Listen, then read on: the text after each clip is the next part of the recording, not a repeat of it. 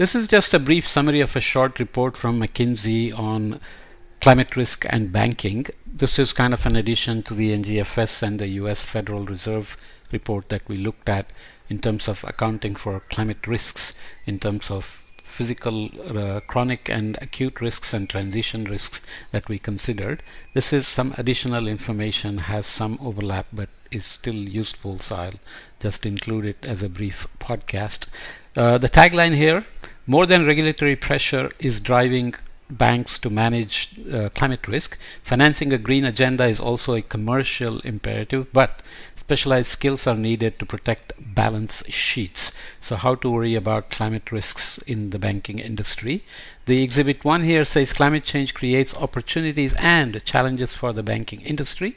Some examples of opportunities in terms of financing a green agenda: transformation of energy production towards renewables, plant refurbishments to avoid or capture and store carbon emissions. Everybody has to move towards decarbonizing, net zero, etc. Electrification of transport and automation of mobility. There are other reports from IEA and so on which talk about what level of employment is going to be available from these kinds of opportunities. The numbers here up to 2050, the annual adaptation costs are expected to be 500 billion. Annual adaptation costs. Okay. Challenge in terms of banking industry and climate risks: protecting balance sheets from uncertainty is of course the biggest goal. Real estate market collapse in low-lying areas is a challenge. Increased risk of major crop failures with implications for meat and dairy producers. Closures of coal-powered power plants before the end of their useful life, so-called leaving the assets buried in the ground in terms of not digging out coal, or leaving the assets stranded in terms of shutting down coal-powered plants that are still functional. For banks in the European Union, up to 15% of the balance sheet is at risk. So these are the estimated numbers. Regulation is evolving already at high speed, especially in Europe. Regulation timelines shown here from 2017 onwards. Task Force on Climate-Related Financial Disclosures, or TCFD, recommendations for disclosures in climate risk management approach and risk exposure started to be raised. Bank of England, for example, supervisory statement on embedding climate risk into risk management framework. Draft methodology for comprehensive climate stress testing program. By 2019, these were already moving also towards disclosure recommendations on climate risks, building on the TCFD framework that was already developed. The German entity here: expectations for integrating sustainability risks within risk management framework. So if you look at the various details, European Banking Authority guidance planned on the following topics: regulatory expectations for management of environmental, social and governance risks, so ESG risks. I have a separate podcast on ESG that you can look up. Standards for ESG disclosures in Pillar 3 reporting. So there are reporting requirements in which Pillar 3 is concerned with ESG. Methodology of European Union-wide climate stress testing program and guidance for banks' own testing. Guidelines on inclusion of ESG risks into supervisory framework. So these are not just compliance requirements, but also there is monitoring, verification, reporting, as well as banks having to worry about their own exposure and how to protect themselves for commercial value, not just compliance reasons. This model here was developed to measure the impact of flooding on Florida home loan markets. So this is an example of how the stress testing and risk considerations are being already looked at. Estimation of loss in loan levels have several inputs here: loan characteristics, macro scenario, property data, and climate scenario, feeding into calculation node on inundation level to see up to what level from the coastline the properties become vulnerable to loss and damage. Evaluator, flood impact evaluator is involved before moving to calculation nodes on uninsured property damage, property value impact, and impact of borrower distress. Okay, they feed into evaluator of loss estimator, and it has overlaying on top strategic default overlay. And finally, you have output on long-term credit loss and short-term credit loss. There are some projected loss rates for Miami mortgage portfolio in terms of percentages, with benchmark Florida loss rate during the financial crisis of 2008 being 2.95.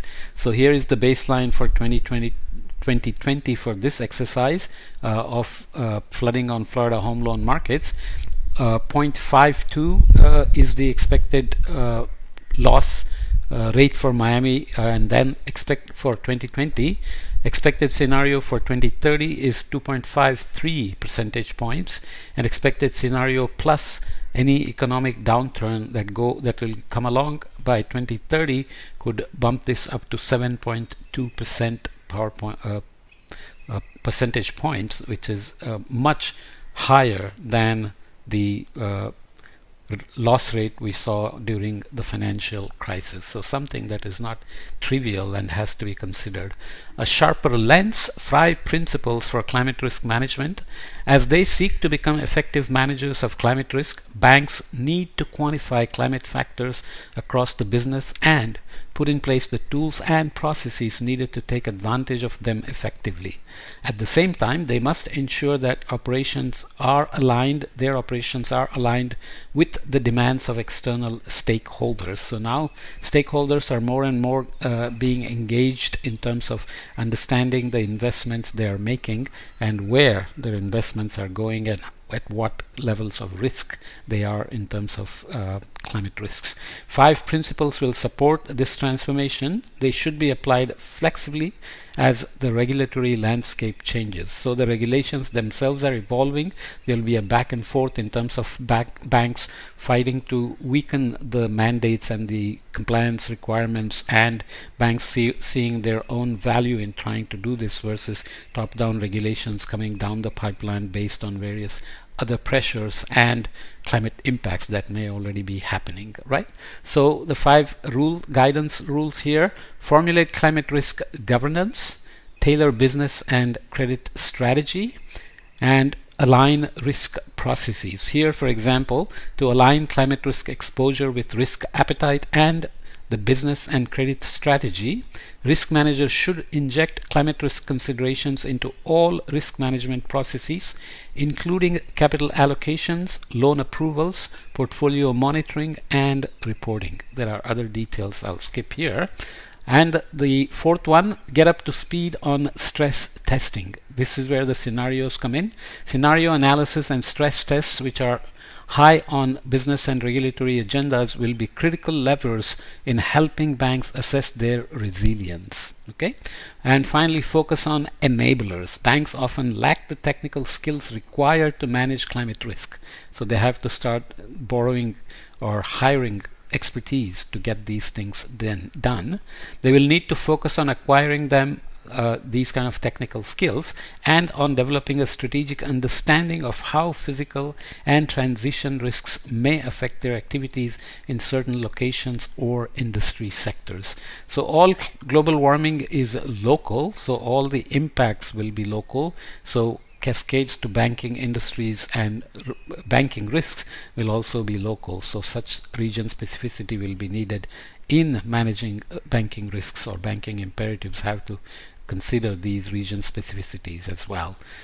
Reaching for risk maturity, there are 3 steps suggested here. As banks ponder how to incorporate climate change considerations into their risk management activities, they will find that it is important to remain pragmatic. The climate issue is emotive. A lot of high volume messaging being done, some being very alarmist on one end of the spectrum, others being completely blasé and saying climate risk is being overblown and such a risk doesn't exist at all. So we have to be aware of these range of emotions associated with climate issues. Stakeholders want robust action and banks feel pressure to respond. Those that make haste, however, increase the risk of missteps. Just like in climate we have maladaptations, in banking there could be missteps as well. And it could mean just missed opportunities or loss of investment opportunities, etc. Best strategy is adequate comprehensive preparation. A bank can create a value-focused roadmap setting out an agenda fitted to its circumstances and taking into account both the physical and regulatory status quo. Once the roadmap is in place, banks should adopt further steps, which include these: define and articulate your strategic ambition. So effective climate risk management should be based on a dedicated strategy. Build foundations. Banks should urgently identify the processes, methodologies, and tools they will need to manage climate risks effectively. Thirdly, construct a climate risk management framework. So banks must aim to embed climate risk factors into decision making across their front and back office activities and for both financial and non-financial risks, including operational, legal, compliance, and reputational risks. Okay, so there are other details here which I won't go into, but essentially, as intermediaries and providers of capital, banks play a crucial role in economic development that now includes managing the physical and transition risks of climate change. The physical risks, as we saw in the other podcasts, include chronic and acute risks, so background warming, sea level rise, glacier melt, etc., versus cyclones, floods, droughts, etc., at a rapid time scale. The task is complex, and the models and assumptions needed to align the businesses with climate priorities will inevitably be revised and refined over time. However, as temperatures rise, speed of the essence is in managing the transition to a more sustainable global economy as a whole. Finally, an international banking group embedded climate risk into counterparty ratings, and here is the example of how it was done. Assessment for an integrated utility. The risk levels go here from low in the lighter blue colors or turquoise color into high risks levels at dark blue colors. So it had physical risk and transition risk exercises or stress tests, anchor scores, geographical physical risk anchor, industrial physical risk anchor under physical risk, and that adds to physical risk adjustments as seen as ad hoc, maybe idiosyncratic adjustments, and that gives you inherent risk score, which is inherent physical risk score, and then that would be reduced by mitigation and adaptation capabilities, where the quality of climate risk management matters, and that produces business model protection in response to climate change, and which then gives residual risk score, and then combining with all these things you end up with overall residual risk. In the transition side, you have geographical transition risk anchor and industry transition risk anchor in terms of moving to more energy efficient processes, for example in steel and cement, moving to renewable energy sources for reducing iron ore to iron, etc., etc.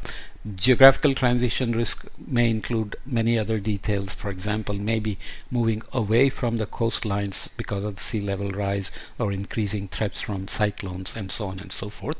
They add to the carbon intensity, so Kaya identity again becomes important in terms of the carbon intensity of the energy being used or carbon intensity of the processes involved in these transitions. Obviously, reliance on fossil fuel is a factor which together give you the inherent transition risk score, and then you would again quality of climate risk management would reduce your inherent risk score to give you business model change in response to climate change and leaving you with the residual transition risk score.